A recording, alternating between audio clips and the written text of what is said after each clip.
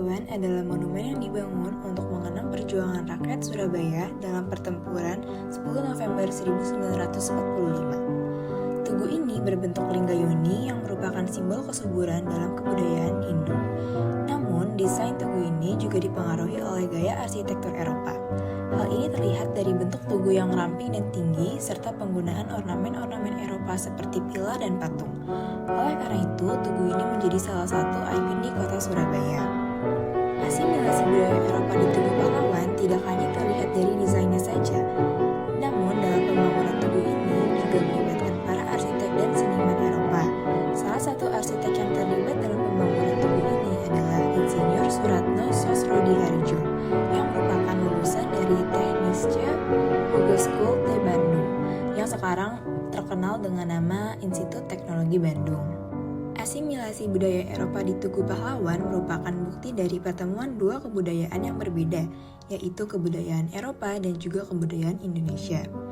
Pertemuan ini menghasilkan karya arsitektur yang unik dan menarik, yang menjadi salah satu simbol perjuangan rakyat Surabaya. Berikut adalah beberapa contoh asimilasi budaya Eropa di Tugu Pahlawan.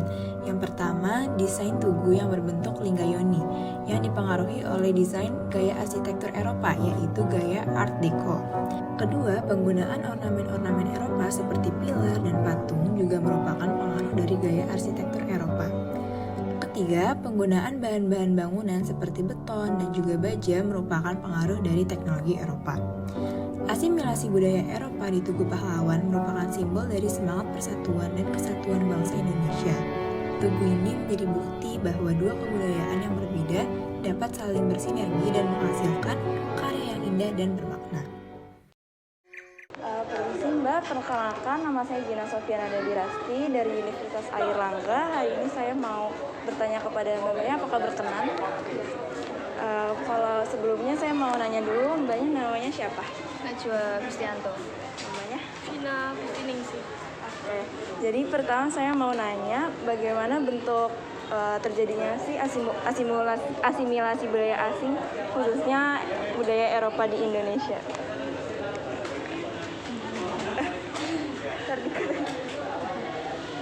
Untuk asimilasi budaya Indonesia terjadi melalui berbagai cara seperti perdagangan, kolonialisme, dan kontak langsung antar budaya. Misalnya melalui perdagangan rempah-rempah, bangsa Eropa seperti Belanda, Portugis, dan Spanyol membawa pengaruh budaya mereka ke Indonesia.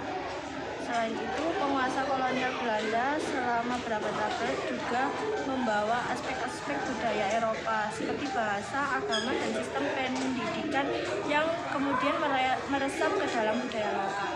Kalau dari Mbaknya apa ada yang mau ditambahin? Enggak, udah. Lanjut ke pertanyaan kedua ya. Apa sih kira-kira bukti dari asimilasi budaya Eropa itu? Kalau menurutku musik dangdut ya yang berkembang sampai sekarang, kemudian bisa diikuti dari usia muda, tua, dan anak-anak zaman sekarang pun suka musik dangdut dan masih dikolaborasiin sama musik modern juga. Yang kedua menurutku baju koko yang sampai sekarang dipakai buat lebaran, acara islami, dan lain sebagainya. Kalau dari Mbaknya mungkin ada tambahan? Enggak. Oh, ada. Oke. Untuk pertanyaan terakhir, sebentar.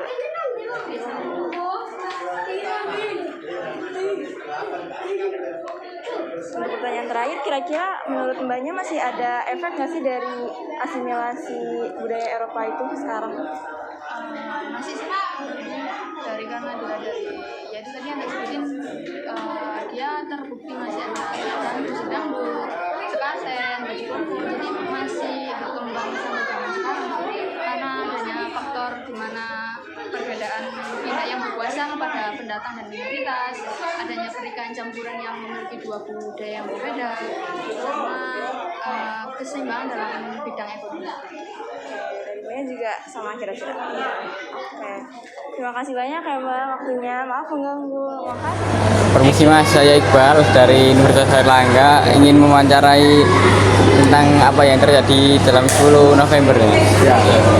Kalau boleh tahu ini dengan Mas siapa? Namaku Cahyo. Cahyo. Ya. Ini bagaimana bentuk terjadinya asimilasi budaya asing khususnya Eropa di Indonesia ini? Ya kan ada namanya penjajahan ya. Jadi kita karena zaman dulu ya penjajahan itu datang dan membawa kebudayaan. Nggak hanya membawa pasukan aja tapi juga membawa kebudayaan. Jadi secara tidak sadar itu terinfluence untuk mengadakan asimilasi. Karena asimilasi kan secara teknis kan penggabungan satu budaya lama dengan budaya baru berlebur menjadi suatu budaya yang kita kenal sekarang, ya kan? Karena sama akulturasi kalau masih satu gini. Jadi seperti itu. Kasih Mas. Terus pertanyaan kedua, apakah ada bukti terjadinya asimilasi tersebut?